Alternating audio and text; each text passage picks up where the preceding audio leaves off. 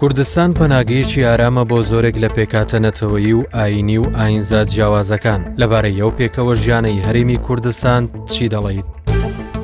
بەڕای من کورد، عەرەب ئەو گەڵبێت و شیعە بێ یان سوننە بێ یان فارس بێ یان تورک بێ، ئەوە هیچ کێشێکی ملەتی تێدا نییە.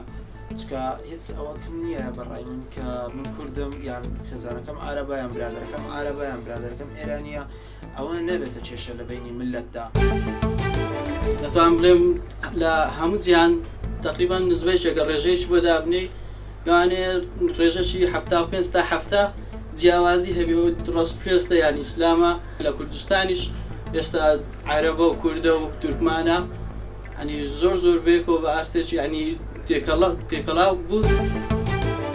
الحمد لله شكر وضعي بالدايش بالمشكلة عم زيوقت شو العرب ترجمان حبس عين النيادة dolan nexçixirca ile bir müşkilemiz yok. Indiye kadar kimse adımız jatılmıyor indiye kadar.